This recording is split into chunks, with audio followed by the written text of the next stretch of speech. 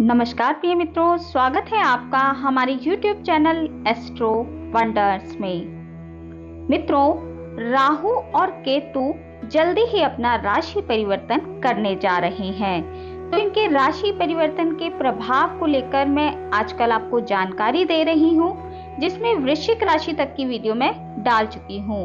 आज बारी है धनु राशि और मकर राशि की। आज की इस वीडियो में हम धनु और मकर राशि वाले जातकों के लिए जानने वाले हैं कि राहु और केतु का ये राशि परिवर्तन उनके लिए किस प्रकार के प्रभावों को लेकर आ रहा है, किस प्रकार के आपको लाभ देखने के लिए मिलेंगे, किन क्षेत्रों में आपको सावधानी रखने की आवश्यकता है। ये सभी चीजें हम आज की इस वीडियो में जानने वाले हैं। बात अंत में आपके लिए उपायों की भी मैं करने वाली हूँ, तो वीडियो को आपको पूरा सुनना चाहिए ताकि कोई भी चीज आपसे मिस ना हो। बात सबसे पहले हम धनु राशि वाले जातकों के लिए कर लेते हैं। राहु अभी मित्रों मेष राशि में गोचर कर रहे हैं और केतु तुला राशि में गोचर कर रहे हैं। 30 अक्टूबर 2023 को राहु मीन राशि में प्रवेश करेंगे और केतु कन्या राशि में प्रवेश करेंगे, जहां पर ये दोनों ग्रह 18 मई 2025 तक गोचर करने वाले हैं। धनु राशि वाले जातकों के लिए राहु उनके चौथे भाव में गोचर करेंगे और केतु उनके 10वें भाव में गोचर करेंगे। चौथे भाव से राहु की दृष्टि धनु राशि वाले जातकों के 8वें, 10वें और 12वें भाव पर पड़ रही है। वहीं केतु के 10वें भाव से दृष्टि धनु राशि वाले जातकों के दूसरे, चौथे और छठे भाव पर पड़ेगी। तो इन प्लेसमेंट और दृष्टियों का आपको कैसा प्रभाव देखने के लिए मिलेगा, ये हम बात कर लेते हैं। सबसे पहले बात मैं आपके लिए लाभ की करने वाली हूँ कि आपको कौन कौन से लाभ इस 18 महीने के दौरान मिलने वाले हैं, क्योंकि राहु आपके चौथे भाव में गोचर करेंगे। कुंडली का चौथा भाव आपके भूमि, भवन, वाहन और आपके परिवार और आपकी माता जी का होता है। तो राहु ऐसे ग्रह हैं जो आपके चल और अचल संपत्ति में वृद्धि कराते हैं। चतुर्थ भाव से उनका संबंध बनाना, इसका अर्थ है कि आपके चल और अचल संपत्ति में इस समय पर वृद्धि होगी। तो आपको इस समय पर भूमि, भवन और वाहन आदि खरीदने के योग बनते हैं। वहीं राहु की जो चौथे भाव से पंचम दृष्टि है वो आपके 8वें भाव पर पड़ेगी। कुंडली का 8वां घर गुप्त चीजों का होता है, तो इस समय पर आपको गुप्त धन की प्राप्ति या फिर किसी गुप्त ज्ञान की प्राप्ति हो सकती है। ये जो समय है ये रिसर्चर्स के लिए बहुत ही अधिक उपयोगी रहने वाला है। उनको उनकी रिसर्च फील्ड में अच्छे लाभ मिलते देखे जा सकते हैं। राहु की दृष्टि आपके चौथे भाव से आपके 10वें भाव पर भी पड़ रही है, तो जो लोग रोजगार की तलाश में हैं उनको इस समय पर रोजगार मिलने के अवसर मिलने वाले हैं। परंतु ये जो आपको रोजगार मिलेगा उसमें आपको थोड़ी बहुत समस्याओं का सामना अवश्य करना पड़ेगा। आपके कार्य क्षेत्र में इस समय पर उन्नति होगी, परंतु इन उन्नति में थोड़ी सी बाधाएं आ सकती हैं या फिर इस उन्नति के कारण आपको थोड़ी मेंटल स्ट्रेस हो सकती है, क्योंकि जैसे आपका ट्रांसफर किसी अनचाही जगह पर हो जाए परंतु प्रमोशन हो, इस तरह की स्थिति आपको देखने के लिए मिल सकती है। क्योंकि राहु की दृष्टि आपके 12वें भाव पर भी पड़ रही है, तो इस समय जो लोग विदेशों से जुड़कर कोई व्यापार करते हैं या फिर विदेश जाने का सपना देख रहे हैं, विदेशों में सेटल होना चाहते हैं या फिर विदेशों से जुड़कर नौकरी करना चाहते हैं, MNC आदि में नौकरी कर रहे हैं, उनके लिए बहुत ही अच्छे अवसर मिलने वाले हैं। तो आपको विदेशों से इस समय पर लाभ देखने के लिए अवश्य ही मिलने वाला है। आपके लिए धन की आवक विदेशों से इस समय पर होने वाली है। बात केतु की करें तो केतु आपके 10वें भाव में बैठकर कार्य क्षेत्र में उन्नति कराएंगे। आपके कार्य क्षेत्र में प्रगति देखने के लिए अवश्य मिलेगी। आपके केतु की दृष्टि के कारण आपके बैंक बैलेंस में इस समय पर वृद्धि होगी, क्योंकि केतु की दृष्टि आपके दूसरे भाव पर पड़ रही है। आपका संचित धन इस समय पर बढ़ने वाला है। संचित धन में वृद्धि के साथ ही इस समय आप शत्रु हंता भी होने वाले हैं। हो सकता है आपके शत्रुओं में इस समय पर वृद्धि हो, परंतु उन सभी शत्रुओं पर आप भारी पड़ेंगे। कोई शत्रु आपका कुछ भी नहीं बिगाड़ पाएंगे। तो धनु राशि वाले जातकों के लिए ये जो लाभ है, ये इस गोचर काल में देखने के लिए मिलने वाले हैं। अब बात आपके लिए सावधानियों की कर लेते हैं कि आपको किन क्षेत्रों में सावधानी रखने की आवश्यकता है, क्योंकि राहु की दृष्टि आपके चौथे भाव पर पड़ रही है, जिसके कारण इस समय आपकी माता के स्वास्थ्य में कमी देखी जा सकती है। माता को छोटी छोटी स्वास्थ्य से संबंधित दिक्कतें इस समय पर बनी रहेंगी। परिवार में आपके थोड़ी अशांति का माहौल रह सकता है। आपके कुटुंब में भी इस समय पर अशांति रह सकती है, यानी आपके भाई भतीजे चाचा ताऊ इन सबसे संबंध थोड़े से कमजोर हो सकते हैं, क्योंकि राहु की दृष्टि आपके अष्टम पर पड़ रही है, जिसके कारण आपके लिए इस समय पर चोट चपेट लगने की संभावनाएं जो हैं वो बढ़ जाएंगी। तो आपको इस समय पर बहुत ही अधिक संभल कर वाहन चलाना चाहिए, स्पेशली उस वक्त जब मंगल का संबंध आपके अष्टम से बने। इसके लिए मैं आपके लिए मासिक राशिफल लेकर आती हूँ, तो आप मासिक राशिफल से इस स्थिति को जान सकते हैं। तो बहुत अधिक संभल कर वाहन चलाएं, बिल्कुल भी असावधानी आपके लिए ठीक नहीं होगी। इस समय आपके कार्य क्षेत्र में राहु केतु का संबंध होने के कारण आपका कहीं पर अनचाहा ट्रांसफर हो सकता है, या फिर नौकरी की उन्नति में थोड़ी सी बाधाएं उत्पन्न हो सकती हैं, परंतु अंत में आपको उन्नति देखने के लिए अवश्य ही मिलेगी। पिता से आपके संबंध थोड़े से कमजोर हो सकते हैं। थोड़ी कहासुनी आपके माता पिता से इस समय पर होने वाली है। आपके खर्चों में वृद्धि होगी, तो आपको खर्चों को थोड़ा सा संभाल कर चलना चाहिए, क्योंकि खर्चे आपके बहुत अधिक बढ़ने वाले हैं। हो सकता है ये खर्चे जो है आपके ये बीमारियों पर भी हों, हॉस्पिटल पर आपके खर्चे बढ़ सकते हैं। तो मित्रों, धनु राशि वाले जातकों के लिए ये सारी चीजें इन 18 महीनों में देखने के लिए मिलेंगी।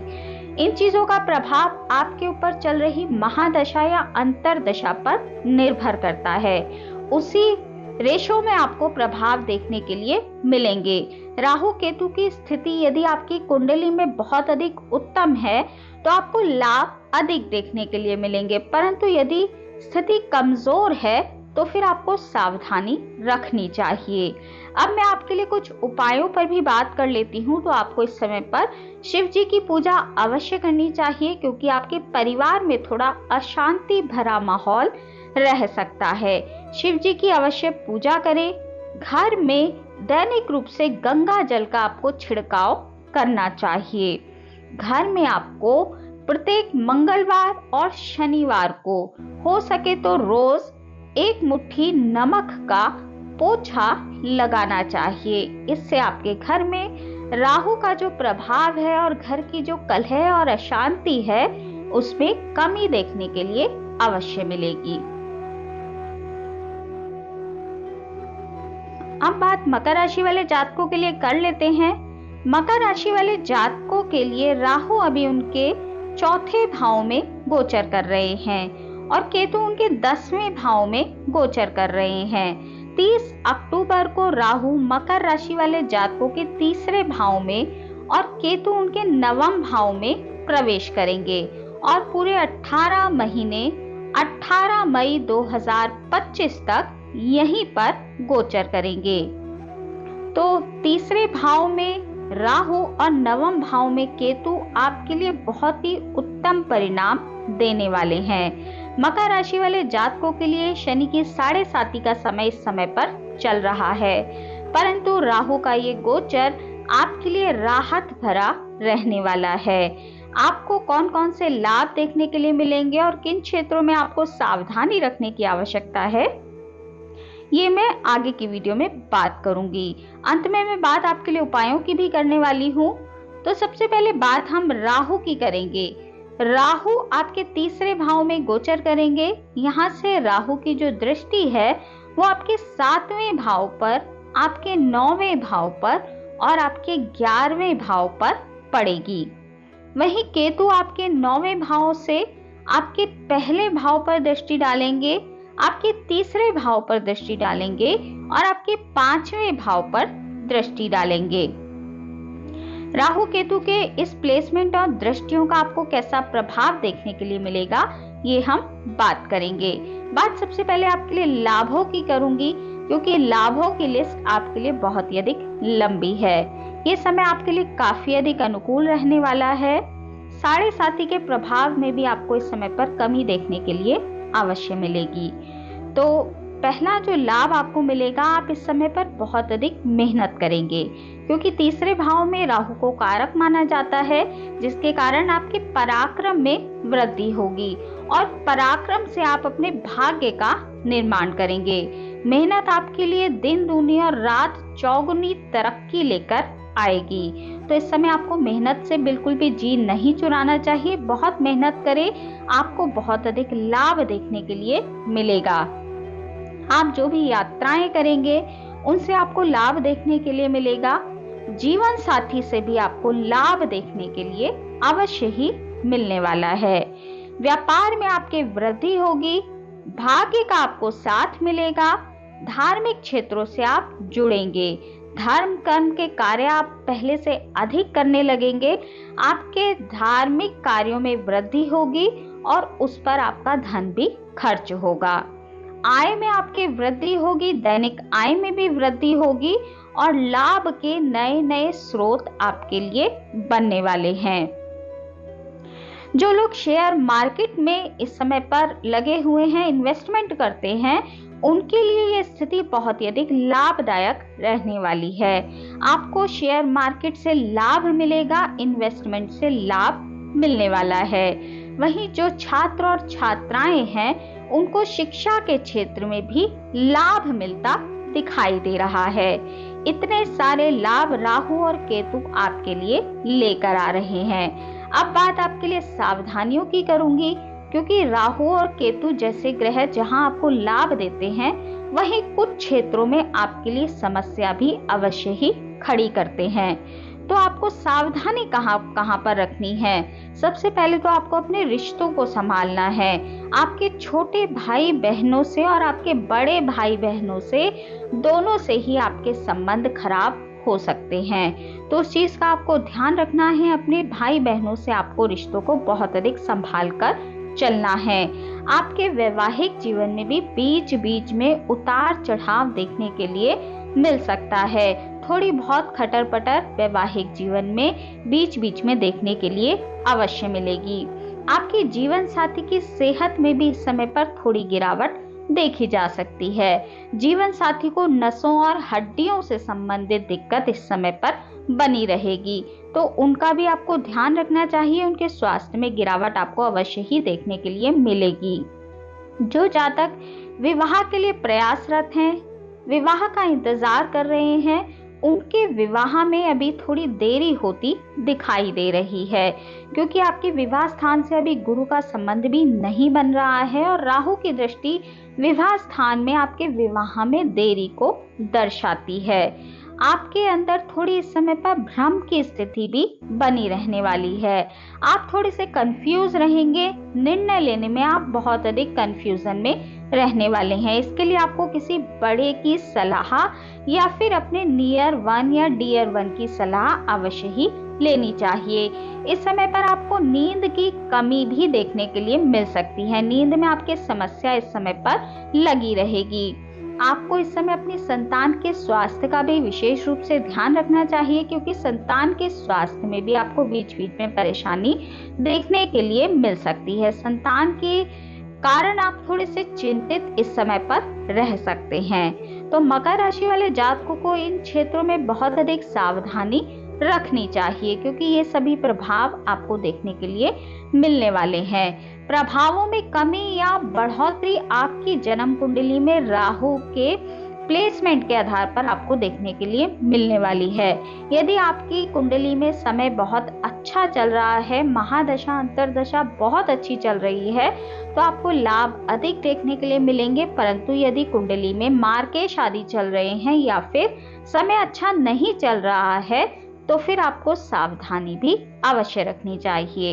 यदि आपकी कुंडली में समय अभी अच्छा नहीं चल रहा है, तो भी आपको इन 18 महीनों के दौरान लाभ देखने के लिए अवश्य ही मिलने वाला है।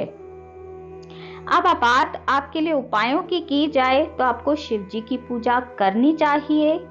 अपने घर के पूजा स्थल में एक चांदी के पात्र में आपको गंगा जल भरकर रखना चाहिए। कुछ समय के बाद उस गंगा जल को आपको अपने घर में छिड़ककर फिर उसे बदल देना चाहिए। इससे राहु के प्रभाव में आपको कमी देखने के लिए अवश्य ही मिलने वाली है। मैं बात राहु के बुरे प्रभावों की कर रही हूँ। अच्छे प्रभाव आपको शिव जी की पूजा करने से उनमें बढ़ोतरी देखने के लिए अवश्य ही मिलेगी। तो मित्रों, ये थी जानकारी धनु राशि और मकर राशि वाले जातकों के लिए राहु केतु राशि परिवर्तन की। आज की इस वीडियो में इतना ही। वीडियो अगर आपको अच्छी लगी हो, आपके लिए उपयोगी रही हो, तो वीडियो को लाइक कीजिए, शेयर कीजिए, कमेंट कीजिए और चैनल को सब्सक्राइब करना बिल्कुल भी ना भूलें। हमारे इस चैनल पर आपको साप्ताहिक राशिफल, मासिक राशिफल, वार्षिक राशिफल के साथ साथ सभी ग्रहों के गोचर प्रभाव की जानकारी मिलती रहती है। तो यदि आपकी भी रुचि ज्योतिष के क्षेत्र में है, तो अवश्य ही हमारे चैनल को सब्सक्राइब कर लीजिए। मिलती हूँ आपसे अपनी अगली वीडियो में अगली किसी उपयोगी जानकारी के साथ। तब तक के लिए नमस्कार।